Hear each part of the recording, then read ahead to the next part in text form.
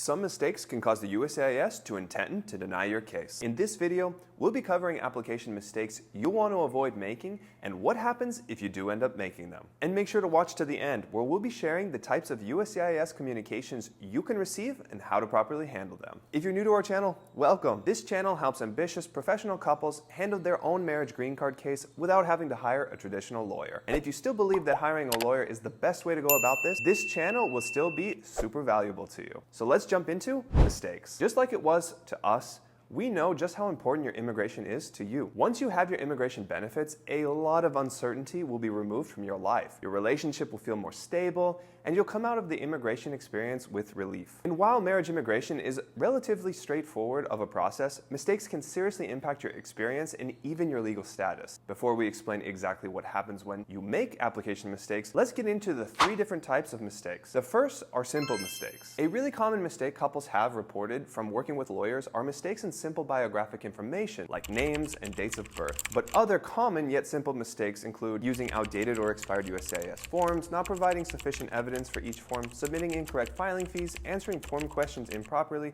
or not answering them at all, and so much more. One mistake you should definitely avoid is providing insufficient evidence, especially now that you can get our comprehensive marriage evidence list for free in the links in the description below. The number of simple mistakes that can be made is practically unlimited, and the problem is made much worse by couples who are going through this complex process for the first time without any help, or for those couples who do choose to retain the professional services of a lawyer. That lawyer is too busy, too overwhelmed by their workload, and etc. to pay close enough attention to details. And while simple mistakes can almost always be resolved, it isn't without an unnecessary waste of time and, if working with a lawyer, additional legal fees. But before we get into what happens after making mistakes and how to handle them, let's discuss the next type of mistakes. And these are serious mistakes. Even when working with professional help, these are mistakes that can have real consequences. But even with those that don't jeopardize your legal status, these mistakes require much more time to fix. And that time just further delays you from achieving freedom from this experience. And the most common examples of serious mistakes include not having a joint sponsor when needed, or not submitting the affidavit of support at all with your application. In some cases, not submitting enough bona fide marriage evidence, and not submitting a medical exam. Aside from receiving USCIS communication that you or your lawyer will need to handle, which we'll discuss shortly, needing a joint sponsor and not having one will require you to spend a lot of time finding this person, getting their tax records and other financial information, and even having them fill out and sign immigration forms in a very limited time frame, which is also what makes this so stressful. Not including enough bona fide marriage evidence can look suspicious to the USCIS. We've seen a lot of notices of intent to deny in these cases, so make sure you avoid it in your case. And not submitting a medical exam means that the USCIS will not be able to waive your interview, and you'll need to schedule a time to conduct your medical exam with a specialized USCIS doctor, again in that limited time frame, and a lot of time can be lost in this scenario. For instance, when you include your medical with your application, your interview could get waived. You could get your green card then in the mail in about 2 to 3 weeks. Now, if you don't submit your medical, the USCIS wants to waive your interview. Now they issue a request for evidence asking for it. You frantically look for a doctor to complete this in a short period of time. You get your medical done in about 2 to 3 weeks. You mail it now back to the USCIS, and now it can take the USCIS months, sometimes over 6 months, to approve your case. So such a small factor can make such a huge difference in your case. But even if you or your lawyer is able to avoid making simple or even serious mistakes, there's still one type of mistake everyone is at risk of. And these mistakes are system errors. So what exactly are those? These are mistakes made by the USCIS. Now, we've had members of our Marriage Immigration Method program prepare flawless initial green card applications. How do we know that they were flawless? Because these couples received communications from the USCIS requesting evidence that was already submitted. And we know it was already submitted because these couples retain copies of their entire application that they submit to the USCIS. It's not at all uncommon for the USCIS to claim that you or your lawyer failed to provide them with something. And when this happens, you have really just 2 options. The first is to fight it and claim that they did in fact receive the information they're requesting. But this takes a lot of your time, during which your application is placed on hold, and there's always a risk that your case can get denied. And that leaves the second option, which is to comply with their request, even if that means resubmitting the same exact thing again. Another scenario is where the USCIS claims that the sponsor doesn't qualify to be a sponsor, even when, for example, they make $250,000 a year. Well, in that case, you again have to decide, do I want to fight this, or do I really need to get a joint sponsor? It can get absurd and pretty confusing. And if you have any similar experience with the USCIS, or you heard it from someone else, Please share it with us in the comments so we can all learn from your experience. No one is immune to system errors, and they're way more common than they really should be. I mean, for one, we know that the USCIS presumes that every marriage-based case is fake. So, delaying you is just one way they can put pressure on you both to see if anything changes in your relationship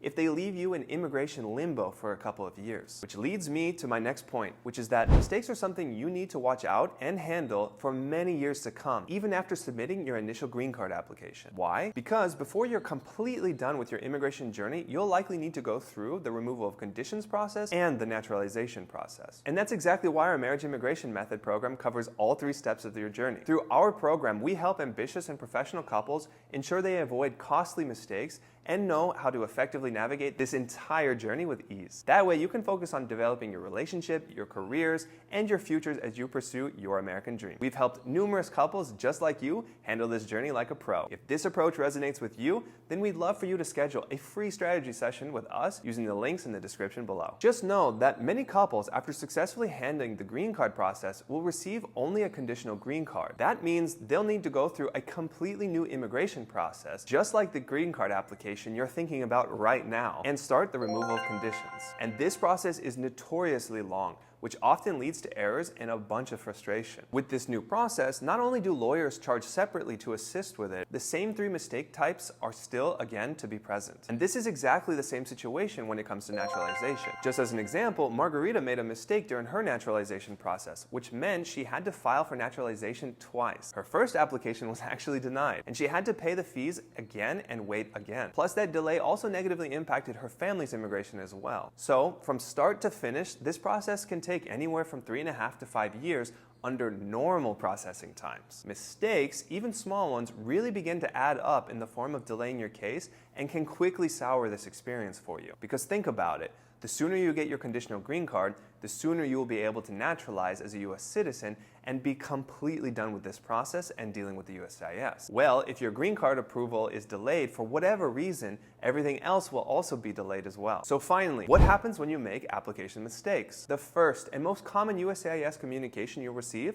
is what's called a request for evidence, or RFE. When you receive one, your case is effectively placed on hold, and it will remain on hold until you respond, and even then, they often take months to resume the processing. These requests contain the reasoning for why the USCIS cannot move forward with your case and provide you with a deadline to respond with the information they've requested. If you decide to work with a lawyer, you will want to check the contract you signed to see whether responses to RFEs are included in your fee or if they're extra legal fees. And they are almost always an additional fee of up to a couple $1,000s. Now, RFEs can be seen as a good thing, actually, even though they do delay the processing of your case. Basically, the USCIS is telling you exactly what's missing and needed for them to be able to approve your case. But you do need to respond properly, since that is usually your last chance to address whatever concerns they might have. If you submit a partial or insufficient response, your case will likely get denied. Oh, and the USCIS is also notorious for denying cases after a proper response, claiming that they never received it. Didn't we say that this process was super fun? Earlier, I also mentioned a Notice of Intent to Deny, or NOID. The USCIS now issues these left and right, and they are worse than an RFE because they're basically saying, hey,